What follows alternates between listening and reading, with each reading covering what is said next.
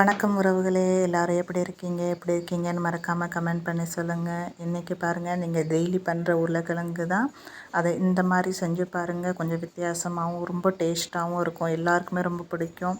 ரொம்ப நல்லாயிருக்கும். கண்டிப்பாக அந்த மாதிரி ஒரு தடவை செஞ்சு பாருங்கள். நான் இன்றைக்கி எடுத்துருக்கிற அளவுகள் பார்த்தீங்கன்னு சொன்னால் 1/4 கிலோ உருளைக்கிழங்கு எடுத்துருக்கிறேன். 1/4 கிலோக்கு உருளைக்கிழங்குக்கு என்னென்ன தேவையோ அது எந்தெந்த அளவு வேணுமோ அந்த அளவுக்கு நான் எடுத்துருக்கிறேன். என்னென்ன பொருட்கள்னு பார்த்துடலாம் நம்ம ஒன்று ஒன்றா. அதுக்கு 1/4 கிலோ உருளைக்கிழங்குக்கு ஏற்றாப்புல நான் 2 பச்சை மிளகா எடுத்துருக்கிறேன். கொஞ்சோண்டு தனியா பத்தி, கொத்தமல்லி இலைகள் காம்போடு எடுத்துருக்கிறேன். 4 பூண்டு பல் எடுத்திருக்கேன். 1 ஸ்பூன் ஜீரகம், 1 ஸ்பூன் சோம்பு. அது இந்த மாதிரி இடிச்சுக்கோங்க கொரகொரப்பாக. நீங்கள் மிக்சியில் வேணாலும் அரைச்சிக்கலாம். ஆனாலும் இந்த மாதிரி இடித்து செஞ்சிங்கன்னா அது ரொம்ப நல்லாயிருக்கும். அப்பப்போ அந்த மசாலாலாம் அது கூட்டிங்காக இருக்கும். உருளைக்கிழங்கு பார்க்கவும் அருமையாக இருக்கும், சாப்பிடவும் அவ்வளோ டேஸ்ட்டாக இருக்கும். கண்டிப்பாக அந்த மாதிரி இடித்து போட்டு செஞ்சு பாருங்கள் ஒருக்கா. உருளைக்கிழங்கு நான் இந்த மாதிரி ரவுண்டாக வெட்டி வச்சுக்கிட்டேன். தோலை உரித்து வெட்டி தண்ணிக்குள்ளே போட்டு வச்சுக்கிட்டேன். இது ரொம்ப ஹெல்தியானது கூட. பாருங்கள், எண்ணெயெல்லாம் அதிகம் சேர்க்கலை. அதுக்கு நான் ஒரு டிப்ஸும் சொல்கிறேன். இது நம்ம தண்ணியெல்லாம் ஊற்றாமல் வெறும் இந்த மாதிரியே செய்ய போகிறோம். ரொம்ப டேஸ்ட்டாக இருக்கும். ஒரு பொட்டு தண்ணி கூட சேர்க்காமல் இந்த மாதிரி உருளைக்கிழங்கு செஞ்சு பாருங்கள். எண்ணெய் பாருங்கள், நான் எவ்வளோ கம்மியாக எடுக்க முடியுமோ அவ்வளோ கம்மியாக எடுத்திருக்கேன். பாருங்கள், 1/4 கிலோ உருளைக்கிழங்குக்கு 1/2 டேபிள் ஸ்பூன் கூட நான் எண்ணெய் ஊற்றலை. இந்த எண்ணெயில் நல்லா தண்ணியெல்லாம் நல்லா வடிச்சுக்கிட்டு அந்த உருளைக்கிழங்கை போட்டு 1 நிமிஷத்துக்கு நல்லா கலந்து விட்டுக்கோங்க. அது கூடவே உப்பு சேர்த்துக்கோங்க. இப்போ நீங்கள் என்ன பண்ணுங்கன்னா சிம்மில் வச்சுருங்க. எப்போவுமே எண்ணெயில் தண்ணி இல்லாமல் எந்த பொருள் செஞ்சீங்கனாலும் நீங்கள் என்ன பண்ணுங்கள், சிம்மில் வச்சுருங்க.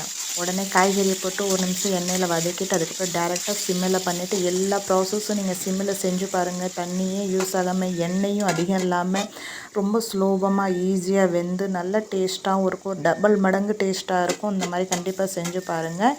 உப்பு போட்டு சிம்மில் வச்சு ஒரு 2 நிமிஷத்துக்கு நான் மூடி போட்டு வேக வச்சேன். 2 நிமிஷம் வெந்தாலே போதும். பாருங்கள், ஓரளவு வெந்துருச்சு பாருங்கள். அதோட கலர் லைட்டாக சேஞ்ச் ஆகும். உருளைக்கிழங்கு நம்ம கொஞ்சம் பத்தலாக தானே நறுக்கியிருக்கோம். ஆனால் என்ன, உருளைக்கிழங்கு கம்மியாக எண்ணெய் போட்டு செய்கிறதுனால லைட்டாக அந்த மாதிரி கீழே பிடிக்கும். அடியெல்லாம் பிடிக்காது. லைட்டாக அப்படி ஒட்டி இருக்கும். அந்த ஒட்டி இருக்கிறத எடுத்து விட்டுருங்க. அப்படியே கரண்டியால் அப்பப்போ நீங்கள் எடுத்து விட்டிங்கன்னா நல்லாயிருக்கும். அடி எதுவும் பிடிக்காது. பாருங்கள், அந்த மாதிரி எடுத்து விட்டுட்டு அது லைட்டாக அரை வேக்காடு வெந்ததுக்கப்புறம் நம்ம இடித்து வச்சுருந்தால அந்த பொடியெல்லாம் இதில் சேர்க்குறோம். மசாலாலாம் கொஞ்சம் மசாலா ஐட்டம்லாம் சேர்க்குறோம். ஏன்னா ஆரம்பத்தில் சேர்க்கலைன்னா நம்ம எண்ணெய் கம்மியாக ஊற்றி பண்ணுறனால, தண்ணி ஊற்றாமல் பண்ணுறனால அடி பிடிக்கக்கூடாது. அதனால் உப்பு போட்டு ஃபஸ்ட்டு வேக வச்சுட்டு ஒரு நல்லா வெந்து அது கலர் சேஞ்ச் ஆனோன்னா அதுக்கப்புறம் நம்ம இந்த இடித்து வச்ச பொடியையும் அதுக்கப்புறம் 1/4 ஸ்பூன் மஞ்சள்தூளும் 1/2 ஸ்பூனு கரம் மசாலாவும் 1 ஸ்பூன் தனியா பவுடரும் சேர்த்துருக்குறேன். அதையும் சேர்த்துக்கிட்டு இந்த மாதிரி நல்லா எடுத்து விட்டு நல்லா கிளறிக்கோங்க. நல்லா அந்த மசாலாலாம் எல்லா உருளைக்கிழங்குலையும் கோட்டிங் ஆகிற மாதிரி நல்லா கிண்டி விடுங்க. அது மசாலாலாம் போட்டோன்னு நீங்கள் கிண்டும் போது பாருங்கள், அப்படியே கமன்னு வீடு ஃபுல்லாக அவ்வளோ மணமாக இருக்கும். அது பார்க்குறக்கும் சரி எவ்வளோ அழகாக இருக்குது பாருங்கள். அதனால தான் இந்த மாதிரி இடித்து போட்டுக்கோங்க. பேஸ்ட்டாக போடுறதோட இந்த மாதிரி இடித்து போட்டுக்கிட்டிங்கன்னா அது திப்பியாக நல்லா தெரியும். பார்க்குறக்கும் அழகாக இருக்கும். ஒரு வித்தியாச கலரில் நல்லா இருக்கும். இந்த மாதிரி உருளைக்கிழங்கு நல்லா ஃபஸ்ட்டு நீங்கள் இந்த மாதிரி எடுத்து விட்டுருங்க. எடுத்து நல்லா முழுசாக இந்த மாதிரி சுரண்டி எடுத்து விட்டுட்டிங்கன்னா அடி பிடிக்காது. நல்லா வெந்து வந்துடும். இந்த மாதிரி நல்லா எடுத்து விட்டதுக்கப்புறம் மறுபடியும் மூடி போட்டு ஒரு 2 நிமிஷம் போதும், ஜாஸ்தி வேண்டாம். 2 நிமிஷத்துக்கு மட்டும் மூடி போட்டு மறுபடியும் வேக வைங்க.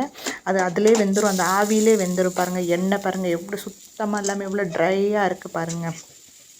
நல்லா வெந்தும் வந்துருச்சு பாருங்கள். நான் நல்லா காட்டுறேன் பாருங்கள். அடி எதுவும் பிடிக்கல பாருங்கள். மசாலா கலரும் நல்லா சேஞ்ச் ஆகி நல்லா கூட்டிங் ஆகி நல்லா கமன்னு சூப்பராக இருக்குது பாருங்கள். லைட் அந்த மாதிரி எடுத்து சுரண்டி விடுங்க.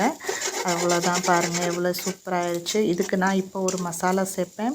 அந்த மசாலாவுடைய இன்க்ரீடியன்ஸ் நான் ஏற்கனவே போட்டிருக்கேன், போஸ்ட் பண்ணியிருக்கேன். தேவைப்பட்டுச்சுன்னா நீங்கள் பார்க்கலாம். ஜாஸ்தி எதுவும் இல்லை, ரொம்ப சிம்பிள் மசாலா தான் அது. ரொம்ப நல்லா இருக்கும். முழுசாக நம்ம உருளைக்கிழங்கு வெந்துருச்சு. இந்த ஸ்டேஜில் நம்ம அந்த மசாலாவை சேர்த்துக்கலாம். நான் மேஜிக் மசாலாங்கிற பேரில் போட்டிருக்கிறேன். ஒன்றும் இல்லை, எள், மிளகாத்தூள், அதுக்கப்புறம் வரமிளகா, கொஞ்சம் பெருங்காயத்தூள் போட்டிருக்கிறேன். நிலக்கடலைலாம் சேர்த்து வறுத்து அரைச்ச பொடி தான் அது.